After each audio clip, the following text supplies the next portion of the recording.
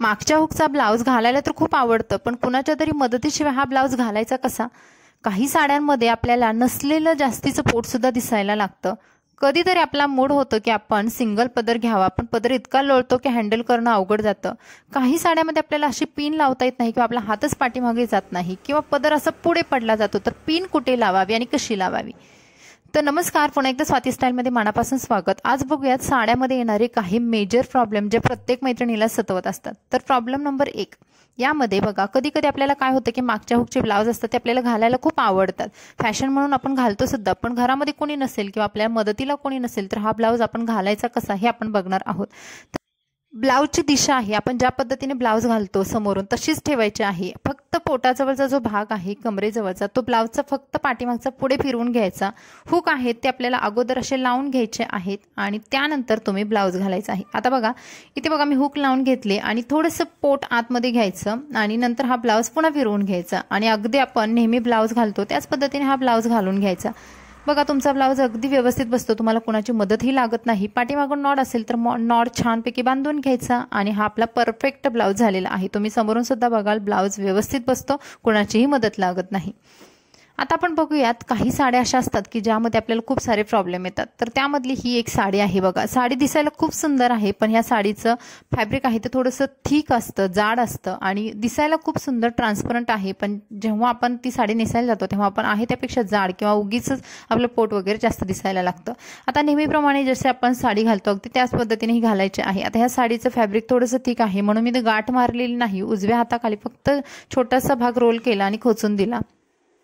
मागच्या बाजूने सुद्धा आपल्याला साडी व्यवस्थितच खोचून घ्यायची आहे, ना की जास्त टाईट ना लूज. अशा पद्धतीने साडी खोचून झाल्यानंतर आता आपण पदर बघूयात, पदर कसा बनवायचा.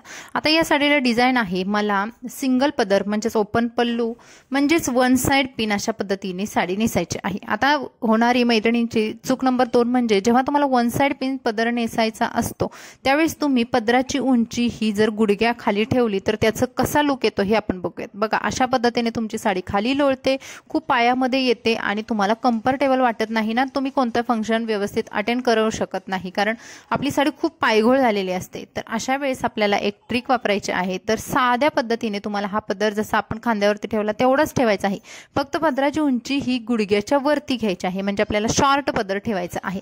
आता तुम्ही बघाल जेव्हा शॉर्ट पदर ठेवाल त्यावेळेस आपल्याला पदर पिन करून जेव्हा आपण हातावरती पदर घेतो त्यावेळेस तुमचा पदर पायाखाली येणार नाही आणि तुम्हाला कम्फर्टेबल फील होईल. आता हा पदर कसा सिक्युअर करायचा हे आपण पुढे बघूयात. आता मैत्रिणींना येणारी 3 नंबरची अडचण म्हणजे जेव्हा आपण पदरला पिन लावायला जातो किंवा ब्लाऊज सोबत पदर सिक्युअर करायला जातो त्यावेळेस आपला हातच पाठीमागे जात नाही किंवा सिंगल पदरमध्ये आपण पिन कुठे लावायची. तर तुमचं बघा जे मानेजवळचं हाड आहे त्याला कॉलर बोन म्हणतात, तर त्या कॉलर बोनवरती बरोबर तुम्हाला तिथे एक पिन लावून घ्यायची आहे. पदर व्यवस्थित खेचून घ्यायचा लूज न होता, तिथे एक पिन लावायची, तिथे तर हात व्यवस्थित आपला पोहोचू शकतो. पण ही जर पिन लावली फक्त एकच तर आपला पदर पुढे पडू शकतो. तर हा पदर पाठीमागे कसा सिक्युअर करायचा हे आपण पुढे बघणार आहोत. आता आपण बघूयात चूक नंबर 4. बऱ्याचशा मैत्रिणींची ही चूक होऊ शकते जेव्हा आपल्याला थोड्याफार प्रमाणात वात्या किंवा पोट असतात आणि आपण जर अशा पद्धतीने साडी पोटावरून घेतली तर ती आणखीनच आपलं पोट दिसू शकतं, आणखीनच जास्त वात्या दिसू शकतो. आता डिलिव्हरी झाल्यानंतर बऱ्याचशा मैत्रिणींना थोडंफार प्रमाणात तरी पोट किंवा वात्या राहिलेला असतो. जर तुम्ही अशा पद्धतीने साडी जर पोटावरून घेतली तर तुमचं पोट आहे ते जास्त दिसू लागतं.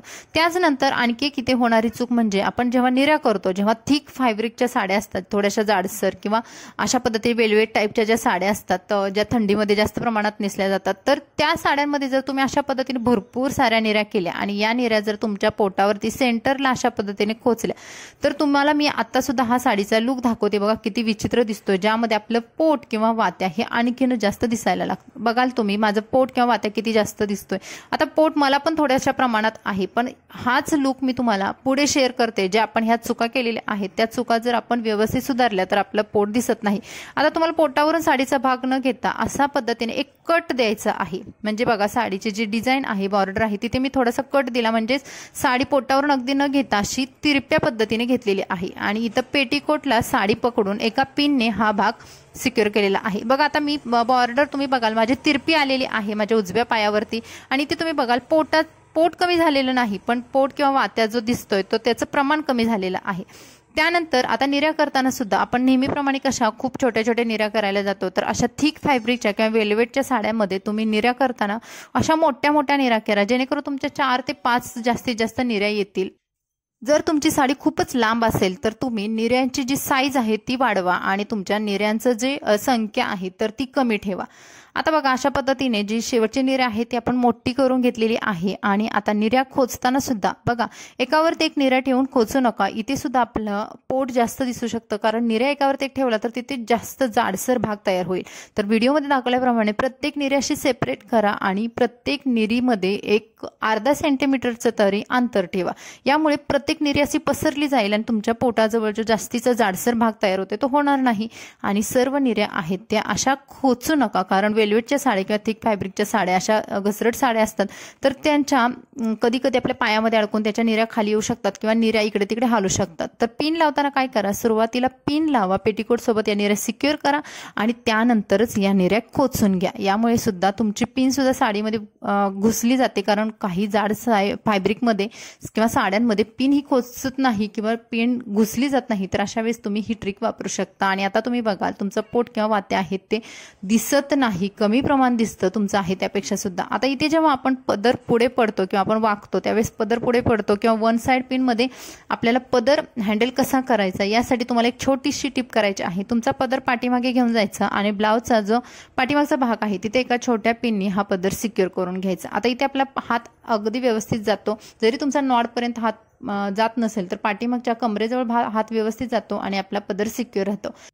वन साइड पिन साडीमध्ये किंवा ओपन पल्लू साडीमध्ये येणारा आणखी एक मोठा प्रॉब्लेम म्हणजे ह्या हातावरचे येणाऱ्या प्लीट्स आहेत किंवा निर्या आहेत त्या कशा सिक्युअर करायच्या. कारण जेव्हा आपण हात खाली करू त्यावेळेस त्या खाली पडल्या जातात किंवा मग त्यांचं जे निर्यांचे जे स्ट्रक्चर आहे ते पूर्ण खराब होऊन जातं, इकडे तिकडे होऊन जातात. तर त्यासाठी आपल्याला काय करायचं आहे, हातावरच्या ज्या 2-3 निर्या आहेत किंवा प्लीट्स आहेत त्या हातामध्ये व्यवस्थित पकडायच्या, आपल्या उजव्या पायावरून व्यवस्थित करून घ्यायच्या आणि तुमचा ब्लाउज आहे त्या ब्लाउजच्या खालच्या कॉर्नरला किंवा कोपऱ्याला पुढूनच एका पिनने सिक्युअर करून घ्यायचं. आता इथे तुमचा वात्याही दिसणार नाही.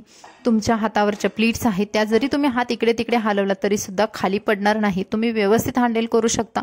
साडी पायघोळ सुद्धा होत नाही. अगदी व्यवस्थित तुम्ही कम्फर्टेबली एखादा कार्यक्रम किंवा एखादं तुमचं फंक्शन पार्टी आहे ती व्यवस्थित अटेंड करू शकता.